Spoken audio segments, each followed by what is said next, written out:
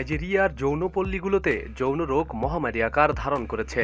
দরিদ্র দেশটির নিম্ন স্তরের অশিক্ষিত মানুষগুলো যৌন রোগ সম্পর্কে খুব একটা সচেতন নয়। আর সচেতন না থাকায় প্রতি বছর হাজার হাজার মানুষ প্রাণঘাতী এই রোগে আক্রান্ত হচ্ছে।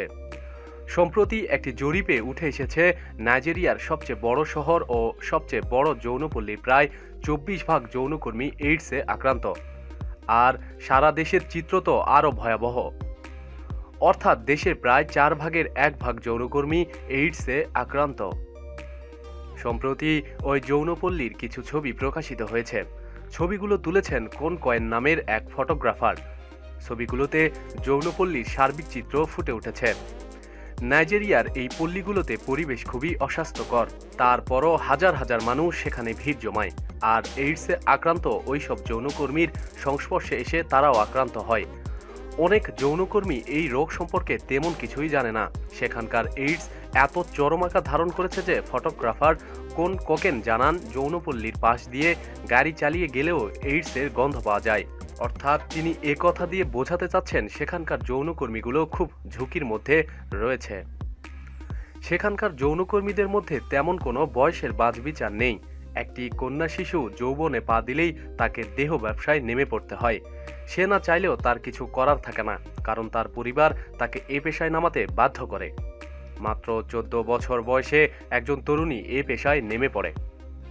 তাদের এ পেশায় আসার প্রধান কারণ হলো অর্থনৈতিক অবস্থা। বংশ পরম্পরায় তাদের অর্থনৈতিক অবস্থা ভালো না। পেটের দায়ে তারা এ পেশায় আসে। তাছাড়া যারা অন্য পেশা থেকে এ পেশা আসে তারাও খুব গরিব ও অশিক্ষিত, তাই তারা নিরাপদ যৌন মিলন সম্পর্কে কিছুই জানে না। গত বছর ইরানিয়ান এক হেলথ জার্নালে একটি গবেষণা প্রতিবেদন প্রকাশিত হয়েছিল। সেখানে বলা হয়েছে নাইজেরিয়ার প্রাপ্তবয়স্ক মানুষের মধ্যে প্রায় 4.1 ভাগ এইডসে আক্রান্ত। তবে সরকারকে অবশ্যই ধন্যবাদ দিতে হবে, কারণ সরকার এই হার কিছুটা নামিয়ে এনেছে। আগের এই হার ছিল 5 ভাগ। 3 বছর আগে ইন্টারন্যাশনাল এইডস সোসাইটি একটি জার্নাল প্রকাশ করেছিল। সেখানে বলা হয়েছিল নাইজেরিয়ার 24.3 ভাগ যৌনকর্মী এইডসে আক্রান্ত। গত বছর একটি গবেষণায় পরিচালিত হয়েছিল, যেখানে এক যৌনকর্মীকে প্রশ্ন করা হয়েছিল তিনি তার গ্রাহকের সঙ্গে যৌন মিলন করার সময় কন্ডোম ব্যবহার করেন কিনা। জবাবে তিনি জানান, যৌন মিলন করার সময় তার স্বামী বা গ্রাহক কন্ডোম বা কোনো নিরাপদ উপায় অবলম্বন করে না। তিনি নিজেও বিষয় নিয়ে সচেতন না। এভাবে দিনের পর দিন নাইজেরিয়ার বিভিন্ন যৌনকর্মীর দ্বারা এইডস চারিদিকে ছড়িয়ে পড়ছে। বেশিরভাগ যৌনপল্লীর যৌনকর্মীরা এইডসে আক্রান্ত।